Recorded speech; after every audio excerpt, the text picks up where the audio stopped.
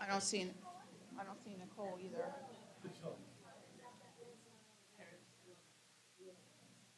All right, good afternoon. Welcome, everyone.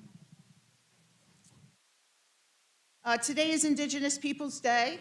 In coming together to celebrate Indigenous Peoples Day, we can foster respect, understanding, and solidarity with our Indigenous communities and recognize the land we live on and the Indigenous nations that have cared for it for generations. Welcome to the second annual celebration of Temple Health Women and our final session. My name is Allison Sacamandi, and I'll be your guide for this final session today.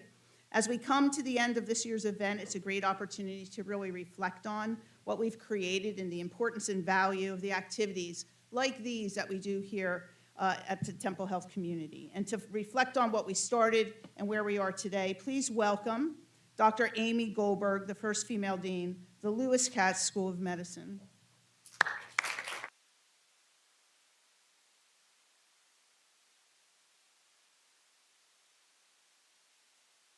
I'm stage right now. You are. I feel like I kind of want to stand here. All right. Thank you, Allison, and really welcome to everyone. Really want to thank Allison and our whole entire team for the enormous amount of work that they did today. Not today, actually the last probably 6 or 8, 9 months, putting all of these programs together. About a year or so ago, when I was contemplating my 1-year anniversary as dean and the first woman dean of the school, I had an idea and I called Allison and I said, I have this idea, and little did I know how wonderful it would be. So I'm so grateful and look forward. We'll start our planning. I actually saw we have a debrief on tomorrow. You guys are too much. All right.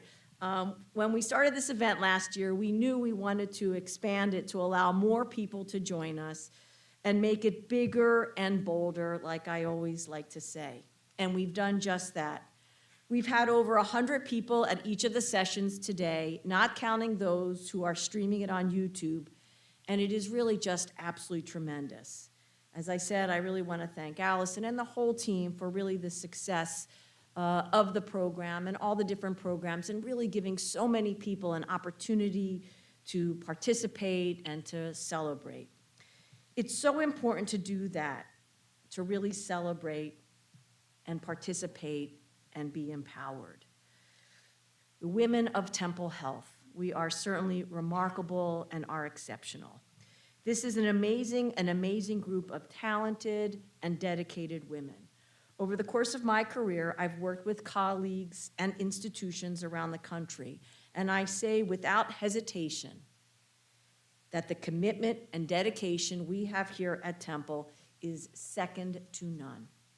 Without all of you, without the women at every level, in every facet of operations across our entire academic medical center, from our labs to nursing to food services to community workers to finance, environmental services, support staff, our students, our residents, our lawyers.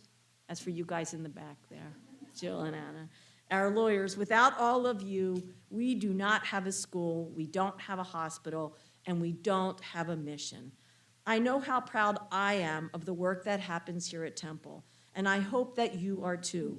We can't do it without the incredible women within this institution. So thank you for all that you do for our patients, for our community, all that you do to improve and change healthcare in our city and across the country. And thank you for all you do to uplift and support each other. It has certainly been a wonderful and rich day. This morning we heard inspiring stories of resilience. In the noon hour, we addressed the health impacts of wellness. And now we are here to talk about empowerment, the critical importance of embracing our own agency and providing that support for our communities. Last year, Deb Cancella, the Executive Vice President of Data Strategy, Chief Information Officer for the Temple Health System, spoke about the early days of her career and the uphill path she and her generation blazed in their fields. She spoke about her journey of flourish and flounder and the growth that came along the way. I thought that she would be perfect to add a little bit more to her story for this session here. So Deb, pop on up.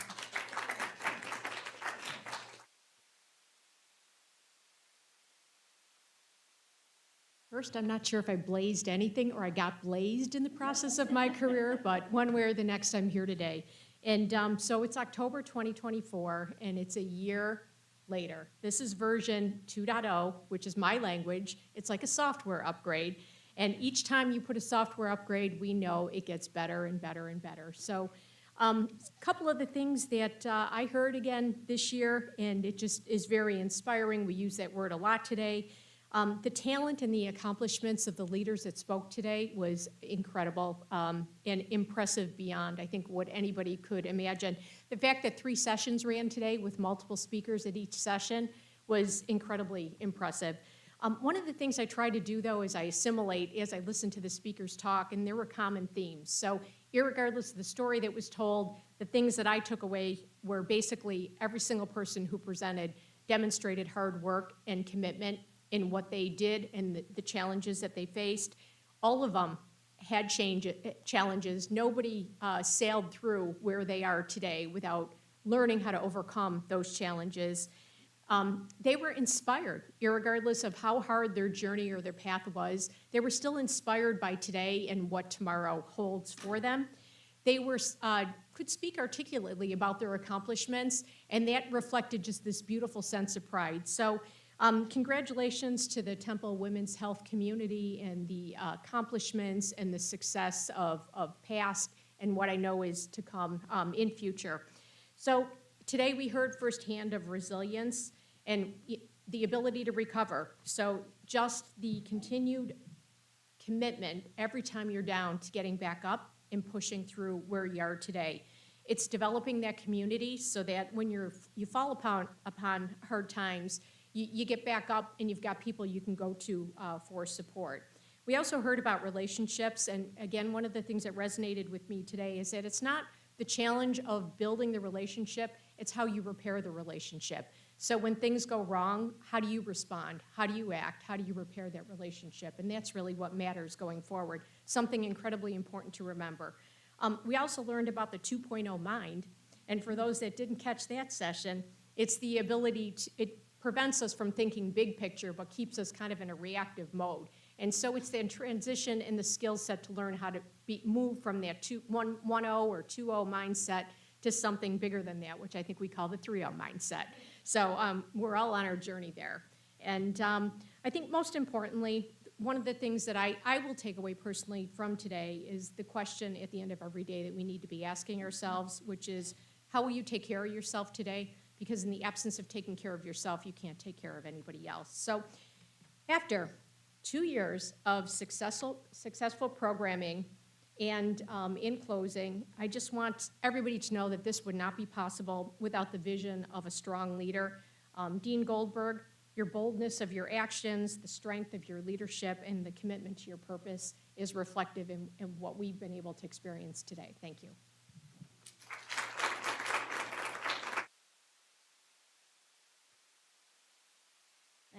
Thank you so much, Debbie.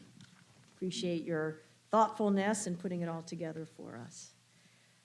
Thank you also this afternoon now to our storytellers, Tanya and Yolanda, and also thank you for Danielle Finkelstein. You won't believe that Danielle and I met on a train. Kendra and I were zipping home from Boston about a year ago, hoping that we would go to see the Phillies win the 7th game against the Arizona Diamondbacks. And there we were in the train, and lo and behold, sitting at our table, because that was like the last 2 seats that we could get, was Danielle. And we had such an incredible conversation, and we are just so grateful that you are joining us today. I'm so happy that Danielle is here to talk about empowerment. And empowerment is a transformative force. When I began my residency here at Temple, the place I wanted to be and where I found my home and my community, my residency director was not the most supportive. Many of the surgical faculty and surgical residents would question whether I was really cut out to be a surgeon. Could I handle it? For nearly the first 2 to 3 years straight, I was asked almost on a daily basis, when would I quit? But I was confident in my abilities. I knew I had what it took. Of course, I didn't know that every day, but I knew I had what it took, and I decided to use all of it, each interaction and each comment to motivate me. I was empowered to make that decision within myself, and that was huge. As a woman in my field and as a young resident, it was really big, but I knew I held that power. There aren't many other things I could control, but that was one of them. As I brought home my stories to my dad, not in medicine, he would say, Amy, you have to play the game, to stay in the game, to change the game. And I think I'm doing just that.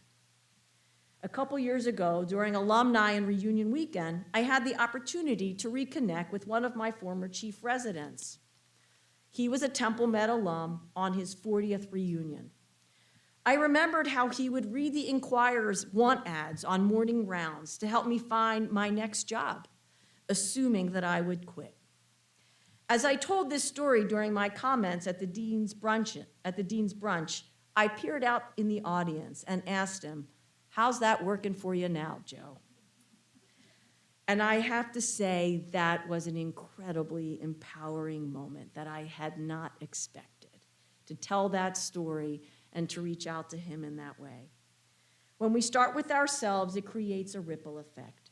We've talked a lot today about caring for ourselves, to lift each other up, and empowerment works that same way. When you feel it and embrace it within yourself, it fosters growth, increases confidence, and helps motivate you. All that contributes to individual success, but also to positive community. And when a community is empowered, more voices are heard, inclusivity is expanded, we are better able to advocate for change, and empowerment matters.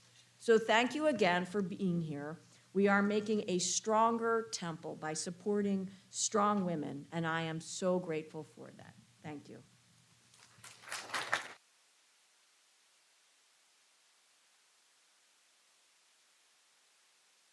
So I do remember that night very well as we were sitting at Game 7 of the Phillies. That place was rocking, wasn't it, if we could will them to win? Someone once told me watching baseball is like watching paint dry, but there was no paint drying there that night. We had a great time.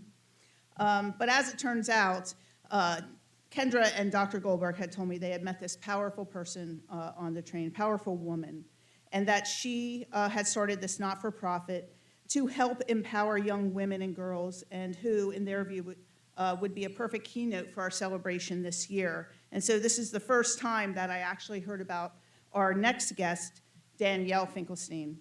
As it turns out, Danielle is the co-founder and co-CEO of Unicorn, a company transforming the period care industry by integrating period products into public spaces with the same ease and accessibility as toilet paper. This is a big issue. Those of us who have teenage daughters who are in the public school environment know that this is something that we all have a passion around. With deep commitment to equity, dignity, and progress, Danielle has been a driving force in ensuring women's healthcare needs are met in the workplace and beyond. Through strategic partnerships with major organizations like JP Morgan Chase and American Express, Unicorn is revolutionizing how businesses prioritize basic needs, fostering environments where wellness is a priority for all.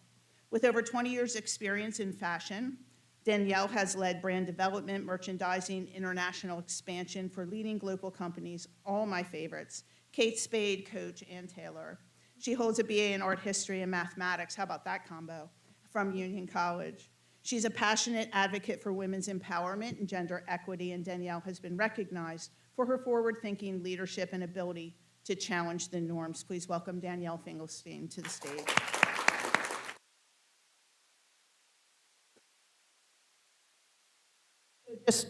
Just so you're aware, she didn't want to stand up at the podium. I'm not a podium person. She is not, and I don't want to scream I into either need this. to walk or we're going to do a I don't want to fireside scream chat into the instead. microphone. We were hoping that we could have piped like a fire behind us, but it didn't happen. Didn't happen today. Welcome. This seems awfully loud. I'm going to adjust, maybe put it down here. Very loud. Thank you, Nicole. It's picking us up from everywhere. So beyond the bio, because the bios are always great, tell us a little bit about yourself. First, I am extremely honored and humbled to be here. I love stories, so I learn from stories. I devour stories, and being able to share part of my story in some of my chapters is really an honor for me to be able to do. So thank you for that amazing train ride with Amy and Kendra. Really, truly was pretty unbelievable to be able to just in probably 2 hours make an incredible connection. So a little bit about me.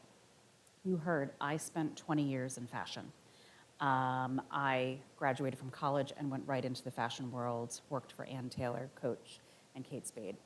My career defined every ounce of me. From day one, I put everything into my job. And it got to a point where, because I had spent so much time and energy and put everything into my job, was about 9 years ago, my husband and I made the decision. I grew up in Rhode Island, to move back to Rhode Island. Slow life down, reprioritize. I had come off a 3-year stint at Kate Spade running all of international, traveling the world every 6 weeks. I was on the road for 2 weeks at a time. It sounds great, but it wasn't.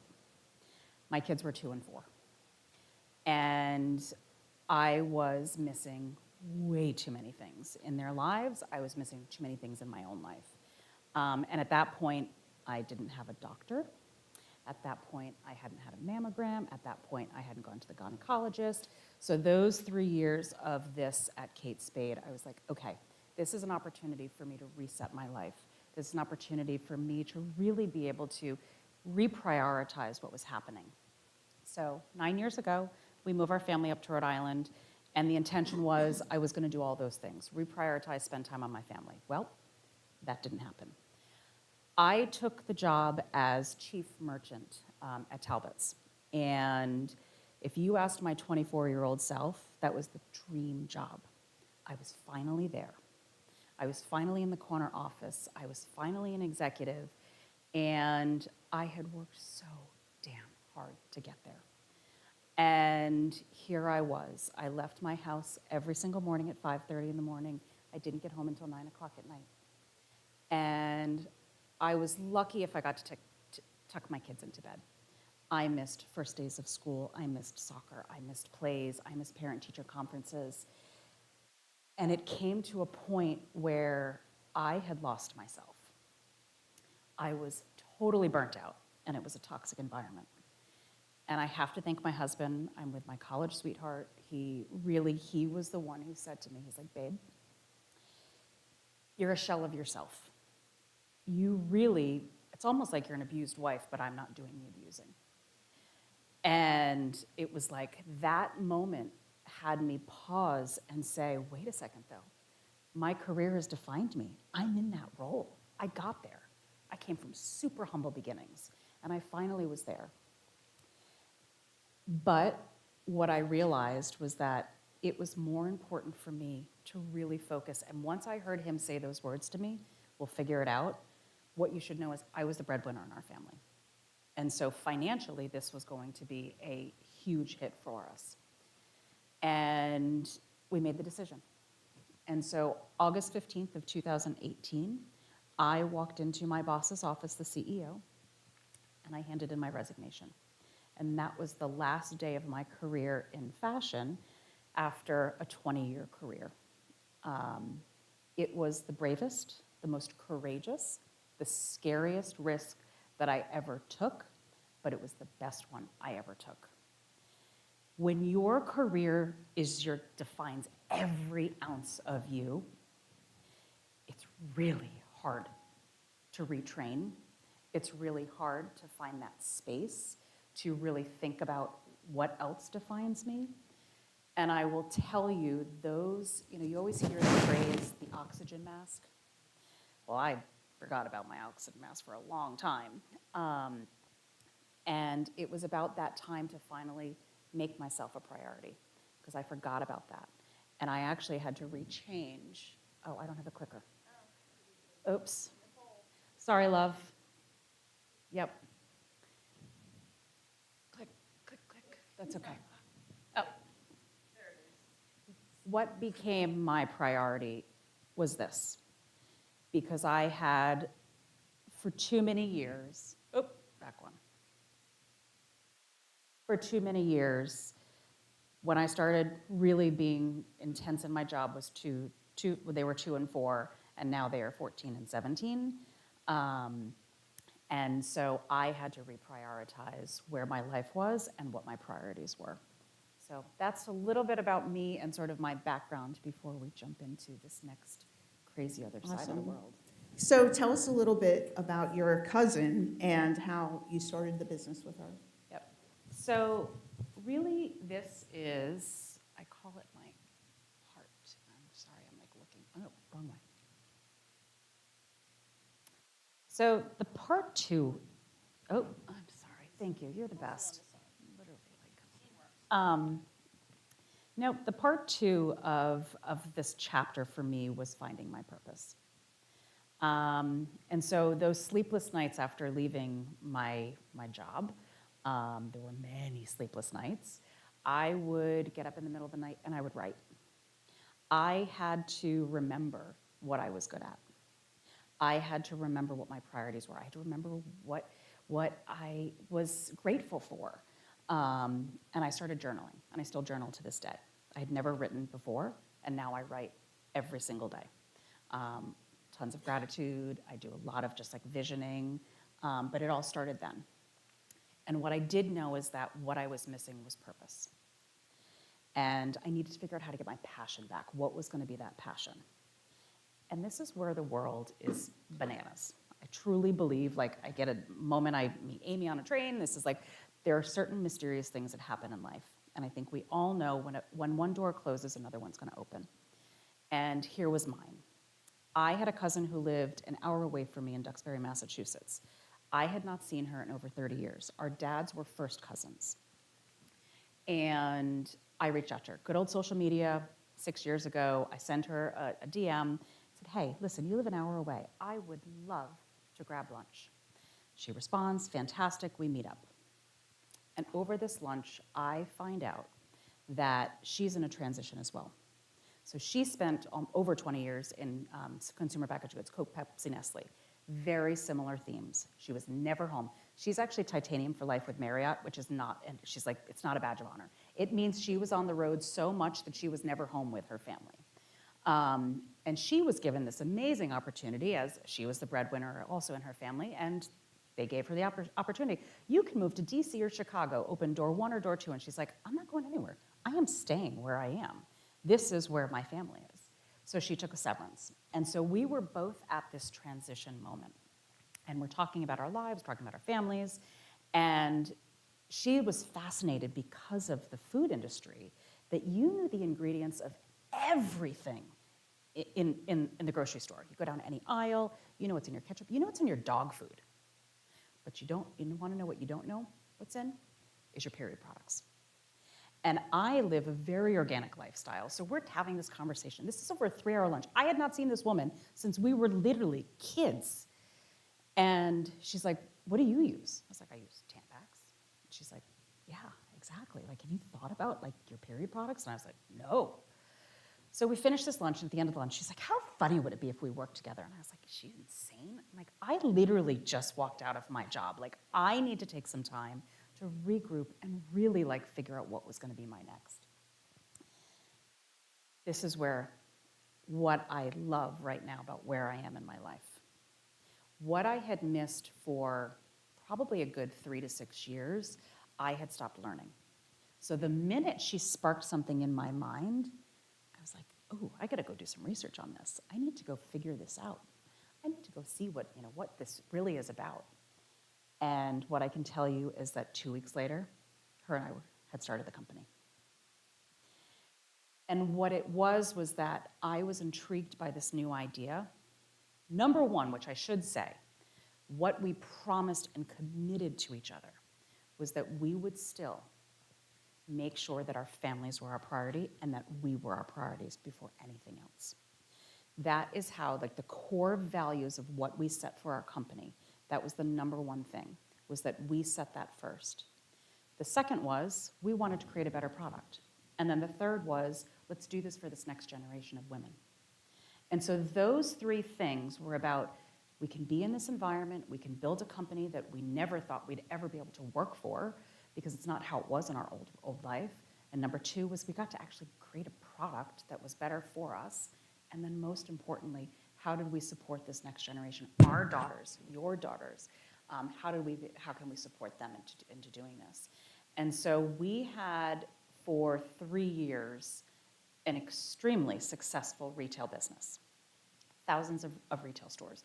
It took a long time. We built this, we bootstrapped, and ended up in, so local to here, we were in your Fresh Times, your Fresh Markets, your Wegmans, Sprouts, if you're down in Texas, H-E-B, Target. And we're like, wow, we have made it. Like, this is really, really good.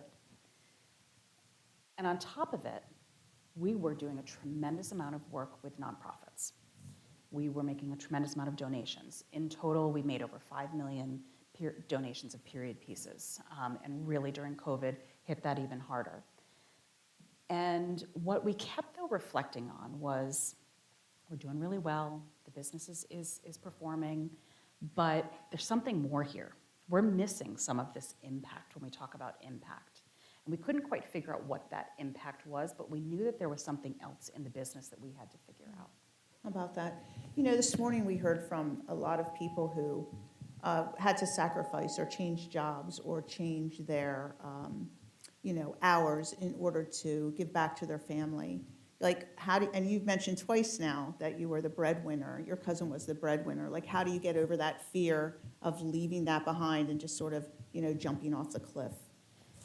It was the biggest adjustment for our family, but you reprioritize. And I will definitely say COVID then came into the mix, and I think we all reprioritized during COVID, what was important, what was not. You don't need that extra shirt. I don't need that, those shoes. I don't need those things. And that's really during that time, it became the reprioritization of my family during COVID, but also like that was the other piece, is that it wasn't about the material and the money stuff. It was really about, we could figure it out. We had to change a lot, a tremendous amount. We sold our house, which I will say, we still had to sell our house and do a lot of other things, but that was really, we had to reset what was going to be important, and family became the number one thing. Awesome, that's great. So tell us more about what happened. What changes did your business undergo? Yep, so this is about knowing when to take the pivot. I think how important for anybody is when you look at your certain things in your life, or what are those moments when you actually do take that pivot? So ours was 3 years in. Here we were.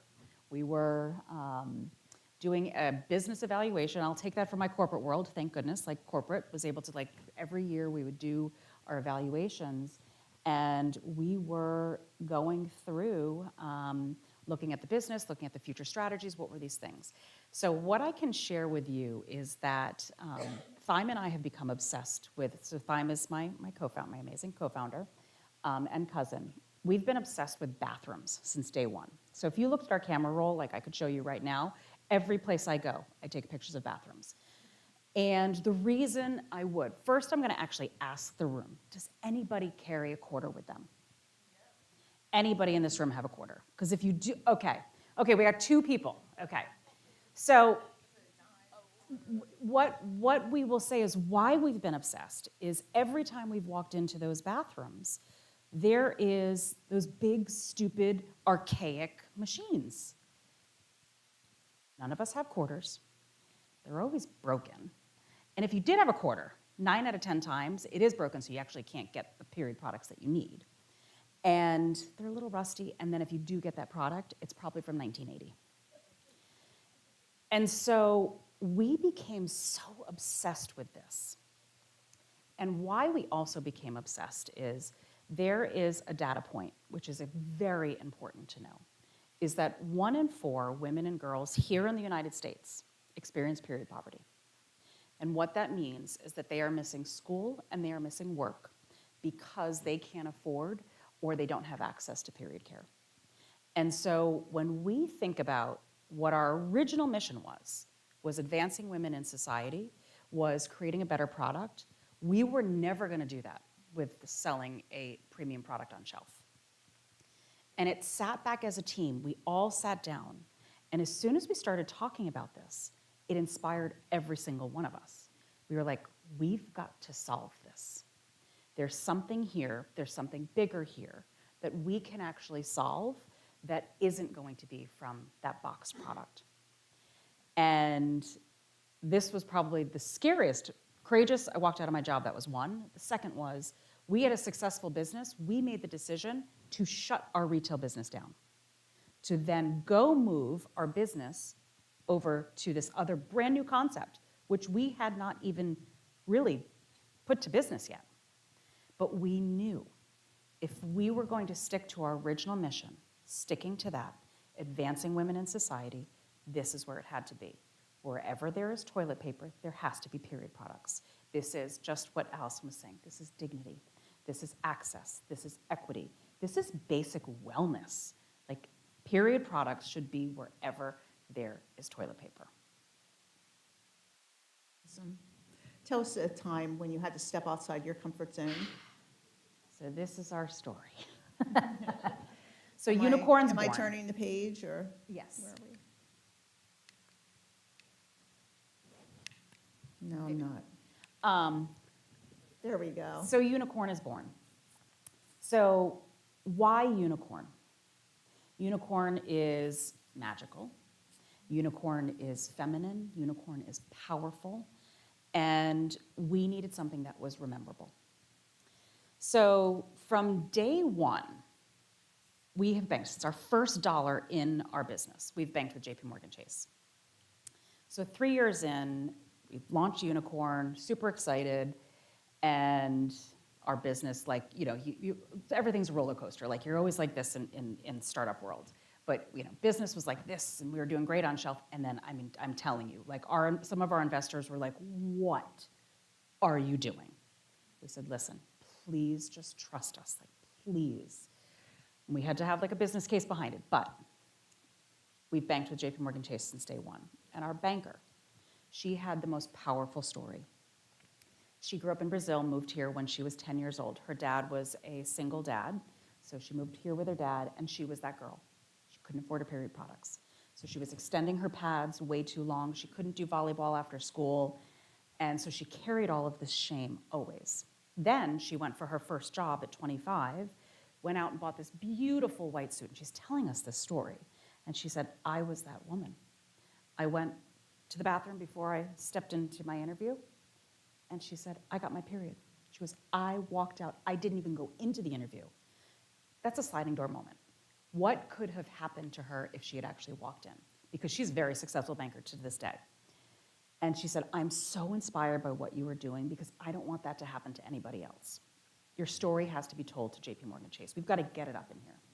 We were like, okay, great. Like, sounds great. So she gets us invited to this cocktail party. And this cocktail party is Jamie Dimon. So if anybody in this room knows who Jamie Dimon is, he is the global CEO of JPMorgan Chase. He is one of the most influential humans in the world.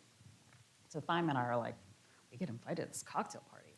30 founders are invited, and then your whole banking crew, it's probably another 120 people. So 150 people in total.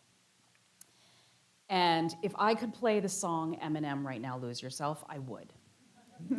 Because it's about that one shot. And in that moment, he does his banking speech. He's doing his typical thing. Everybody's asking him questions on crypto and this and that. And I'm like, all right, nobody's talking about important stuff. So he finishes. And if anyone has seen Seinfeld when George Costanza is at a birthday party and he yells, fire, somebody yells fire, and he literally is like this, pushing everybody aside. That was me. I grabbed Thyme, and I went as fast as I could to him. And I truly did push people aside. And I get up to him, and I look at him.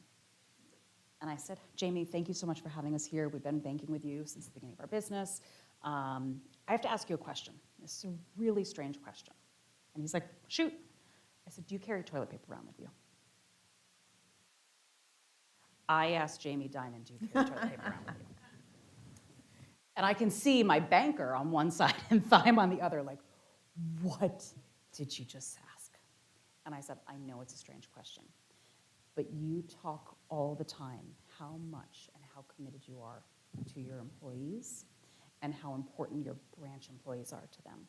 And what I do know after spending some time in your branches is that majority of them are women, and then the balance, they're also minorities. And they are leaving your bank branches on a daily basis to go to CVS and to go get period products. And he was like, I've got a wife, I've got daughters, I've got granddaughters. I get it. Like, okay. So that was it. We finished the cocktail party, we leave. Thyme is like, what did you do? And 2 days later, our phone is literally lighting up. And it's either we're getting kicked out of the bank or we don't know what's about to happen. But he creates these lists of any moment he's at for his executive team. And we made this list of 17 items. And their head of communications calls us and she said, hey, listen, just want to let you guys know, you made his list. And we're like, what does that mean? She said, get ready. She said, you are on the fast track. We're like, what do you mean? She's like, can you guys do this? Can you roll out your period products out to every branch in the United States? We were like, yeah, absolutely. We'll figure this out. That one comment to Jamie Dimon set the entire trajectory of our business and what we are doing and the mission we are doing about creating equity, about creating access, about basic wellness in the corporate world. What it is and what it was also a reminder is for everybody in this room. I always think about in those moments, because we always get imposter syndrome. I think all of us get imposter syndrome way too many times. But we were invited in that room for a reason, and we have to remember that we belong in that room. And that was one of those moments of that moment of knowing they can kick us out. They can tell us no. But that was a reminder of here why I am in my, almost 50-year-old self. My 20-year-old self could never have done that. My 30-year-old self could never have done it. But when you are building your own business, when you are doing this and you've sacrificed for your family, and I've sacrificed my time and energy, but now what I'm doing is my kids get to see this every day. They get to watch what we're doing every day. And that was one of those moments was like, that's a story. And probably the best part of this now is we're involved in a lot of JP Morgan Chase stuff. They use us as they bring us to all different events now. And every executive comes up and says, who's the one who asked him? That is we're like, wait a second, that's through JP Morgan Chase, but it is. And it's those moments of, I love hearing about being bold and, really stepping in and outside of your comfort zone. It can be really hard, and finding those moments and knowing that it's okay. It's actually okay to do that. Yeah, now you're all part of JP Morgan lore. We are part of the lore, which is, yes. And also how awesome that Jamie had a female banker for you to bank with. That's unheard of. Yes. Actually, there's a lot of There's a lot of them now. There are. They Yeah, have it's tons really- of progress. Yeah. So you have this entrepreneurial spirit. Tell me, what sparks that in you? I will say that the 20 years in fashion allowed for me to do what I'm doing now. You heard about I was an art history and math, so I have both sides of the brain. Went to college thinking I was going to be a math major, ended up with an art history, and my parents were like, what are you going to do with that? I still, probably wasn't the best decision, but what I always knew was that there was that creative and that math side. And what I loved most when I was in my old world was building business. And seeing things from nothing to grow, or just to even if it was a small business, and then finding those green shoots and continuing to grow the business. What I love about this is the ride. So any roller coaster, I think we all go on the roller coaster of life. And being in startup world, it is a roller coaster. There are so many ups. There are more downs than there are ups. And it's about being resilient through those. And it's learning. I think the thing that I love the most, and sort of what you heard me say earlier, is I started learning again. What I missed in that part of my career was I stopped learning. And getting to learn again and to take, even in the moments when because we made a lot of mistakes in our business, a lot. There were times that we had boxes that were 2 different colors on shelf that we had no idea there were 2 different colors on shelf. There have just been so many things. One time, one of our warehouses, it was actually like a leaky warehouse. Our product is highly absorbent. So Not good, not a not good good. thing. It was not a good thing. So there are so many different mistakes, but each one of them, you learn from them. And what I have loved about this is getting to be a student again, getting to be curious, getting to ask a lot of questions. Because when I was in the corporate side, you almost just kept going. And I kept doing what I was sort of almost told to do. And now taking so many of the things and the skills that I had to now really think about life differently. So the curiosity piece is probably the thing I love the most, and to be a student again. But it's really just enjoying this I love ride. it. Yeah. So besides being a learner and that curiosity and that innovation piece that you mentioned before, what other advice would you give our audience today? So I always say we're in the business of humans. And I heard just from even the beginning talking about community.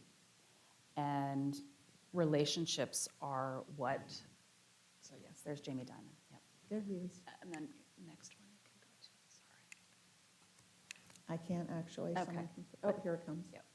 So it's all about creating your community.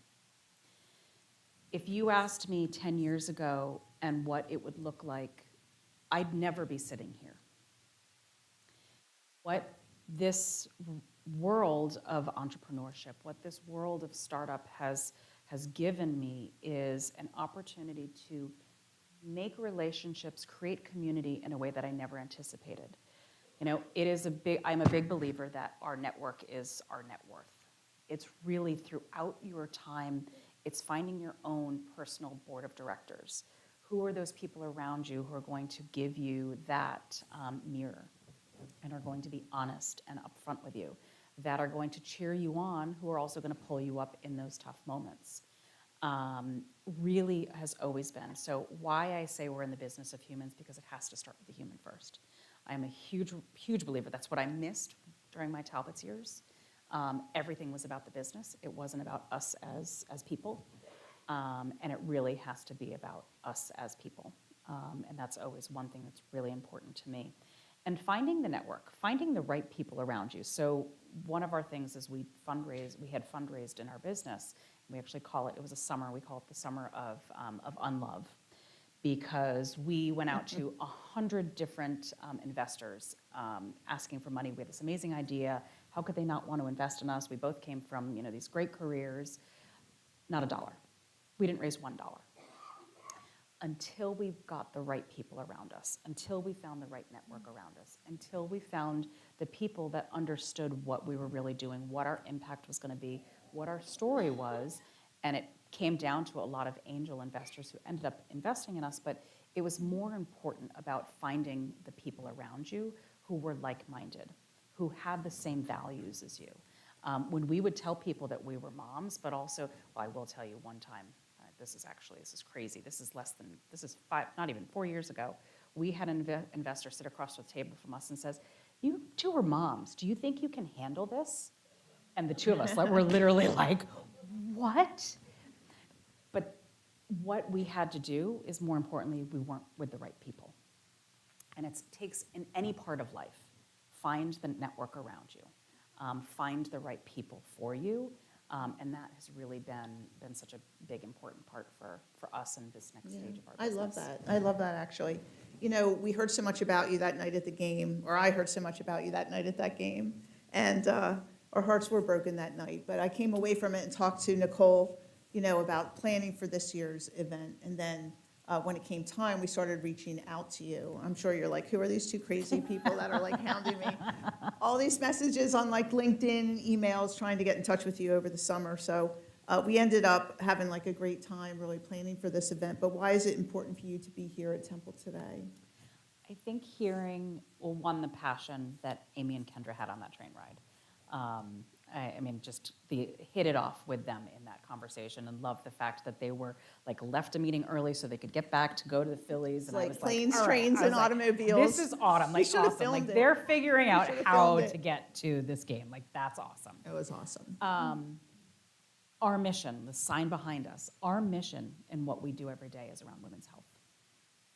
It is like, that is so important, and it's about empowerment. What we are doing, and I think about this future generation, and I love that you have your daughters here with you.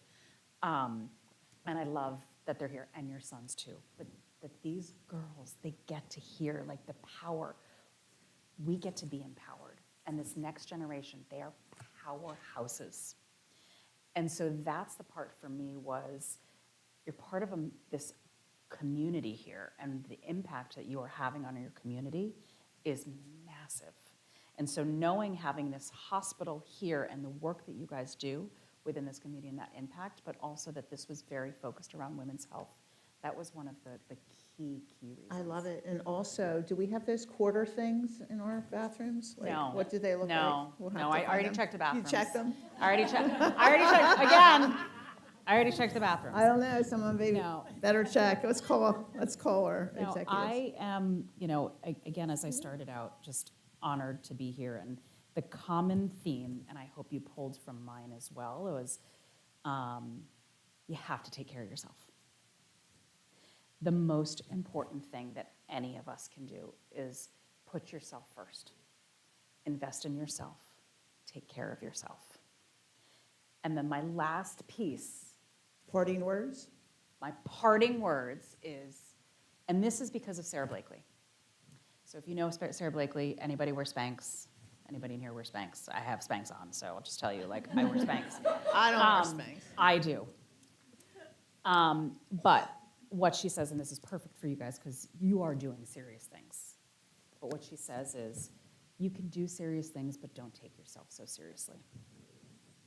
And every day, I go for my old life, and what I love is I get to have fun. I really, truly do. Like, who would have thought in my part 2 of my career, because this has been unbelievable. What I can tell you is I never imagined. I thought my first part was amazing. This part, career is incredible, but I've reset my priorities. I'm with my family. I don't miss anything. Nothing. But along the way, I'm having fun. And I get to dress up as a unicorn, as a CEO of a company. And my cousin dresses up in a tampon suit. Like, this is how We know who has the power in that relationship. And so this is like, that is really like, take care of yourself, and enjoy the ride and have fun on the ride, because life is too short. It moves too fast. And yeah, this is. I love it. I think she's added to our list of mantras for today, right? We have a Have couple fun. more. Absolutely, fun. absolutely. Well, thank you so much. It's been our Thank you. pleasure.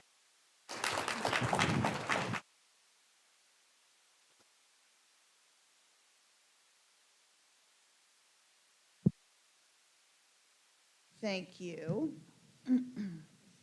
So thanks, Danielle. It's been such a great opportunity to meet so many new people as we've been putting this event together. I've been really excited about not just the keynote speakers, but also like I've said 3 times already today, the most rewarding part of pulling this program together is really reaching out to our leaders and finding out across the system who are our colleagues internally to our system that can come and speak to us and give us their experience and insight and wisdom on these different topics. So this afternoon, our insight on empowerment will be provided by Yolanda Fowler, who's here in the front row, one second, with her children. So give them a round of applause. They're awesome to be here. As well as Yolanda is a registered nurse at Temple University Hospital. And then our very own Tanya O'Neill, our Director of Organizational Development, is here as well. So I'd like to ask you to welcome Yolanda Fowler to the stage.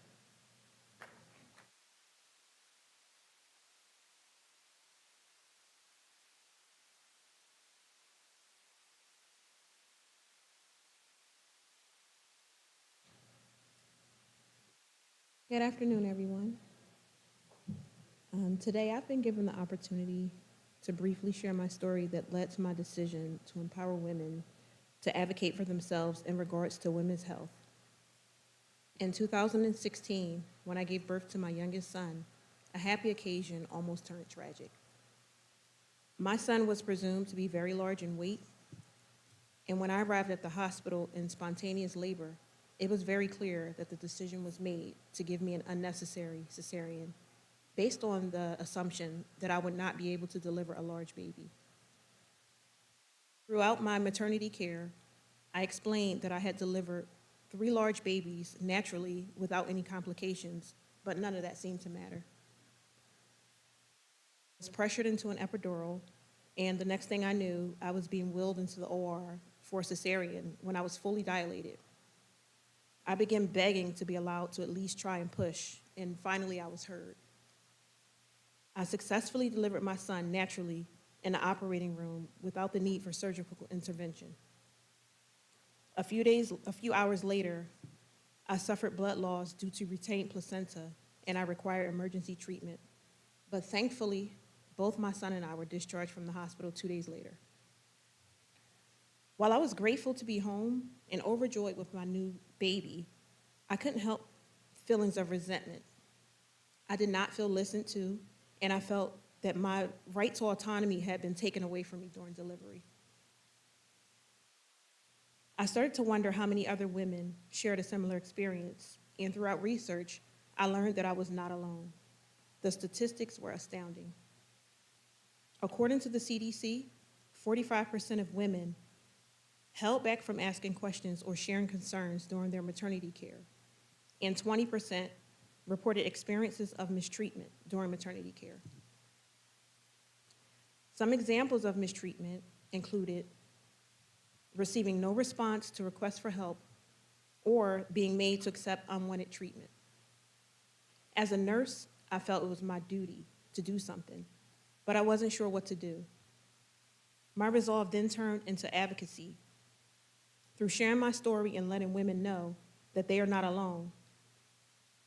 By speaking on the matter, I took my power back and also empowered other women to advocate for themselves.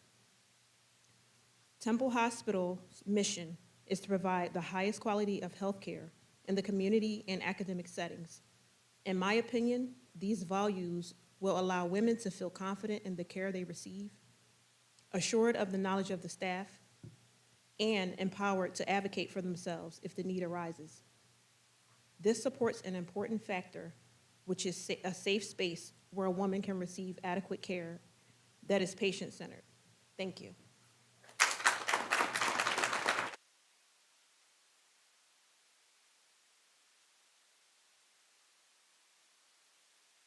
Awesome. Thank you so much, Yolanda. If you have a chance, if you Google Yolanda's name, you'll see her. She did a documentary interview on this topic with PBS. So if you have a chance, please do so. Next, I'd like to welcome Tanya O'Neill to the stage.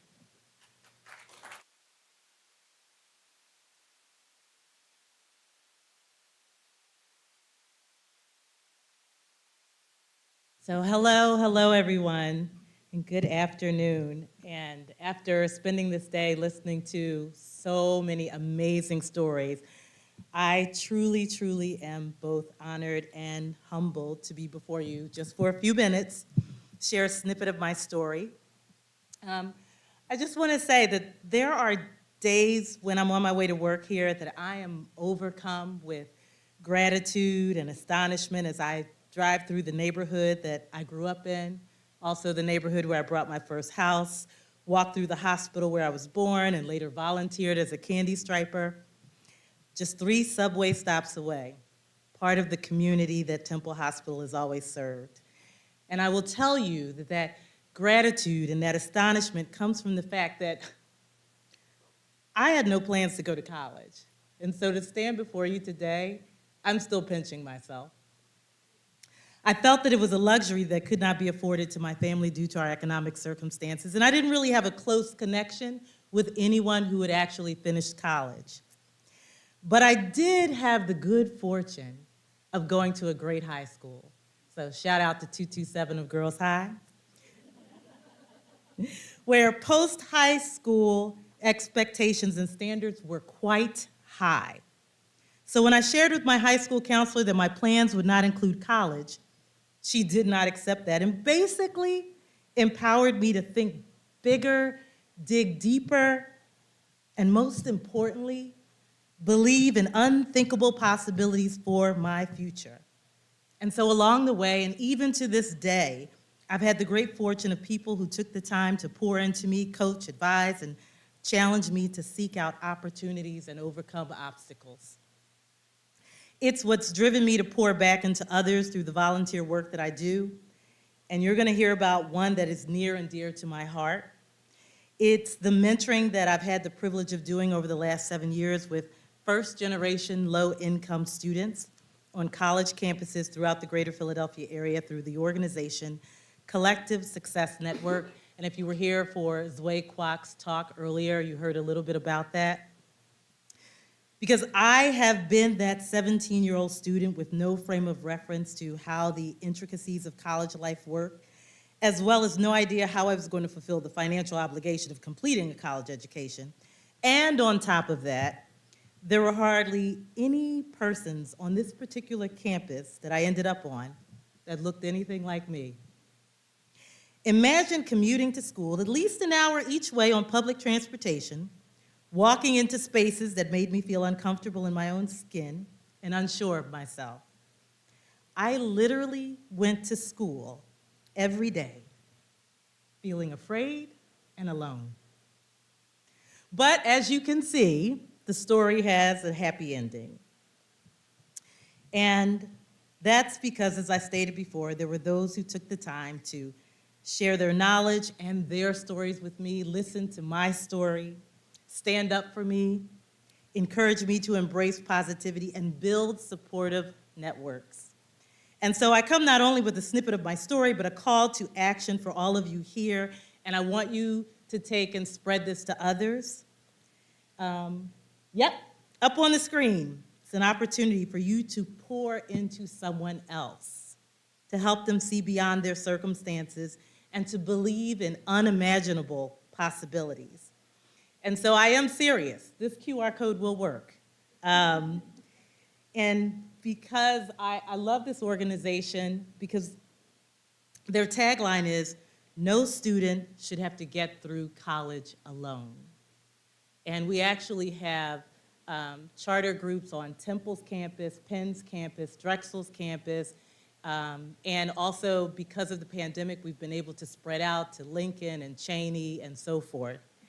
And what I want to tell you about this organization is that in Philadelphia, first of all, listen to this, over half the students who enroll in college drop out of college with no degree and overwhelming debt. That's just in Philadelphia alone. And I could have been one of them. The Collective Success Network, it's a volunteer-run, Philadelphia-based nonprofit, and what it does is it supports first-generation, low-income students, not only to help them achieve their academic and their career aspirations, but really to get a positive start in their adult life. And so we do this through empowering our students through mentorship, professional development, networking, leadership opportunities. We provide the resources, the social support, the encouragement to help them reach their full potential at school, in the world, and in the workforce. I'll tell you how important this is in things that people take for granted.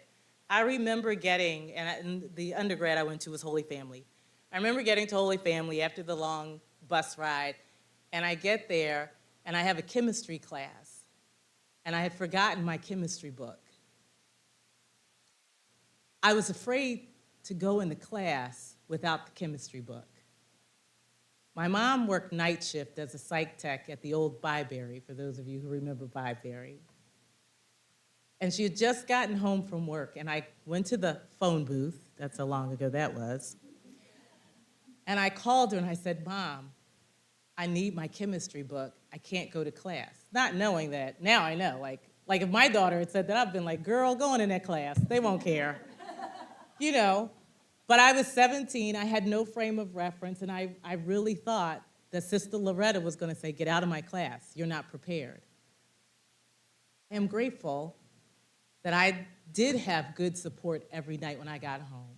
I am grateful that my mom did get back in that car and she drove up to drop off my book for me. But there are students out there who are just like me, who don't have any frame of reference, and so they need you to help them. They need you to partner with them, guide them, and sometimes just listen to them. And what our network does is it connects students with professional mentors. It helps prepare students to enter professional career paths, like I said. And we also help them collaborate with wider business communities to create innovative solutions to increase college success rates and build a socially, economically diverse talent pipeline. And so what I want to do, besides asking you, please go ahead and access that QR code. But I also want to leave you with this quote from Malala Yousafzai. I raise my voice not so that I can shout, but so that those without a voice can be heard. And I thank you for hearing my voice today.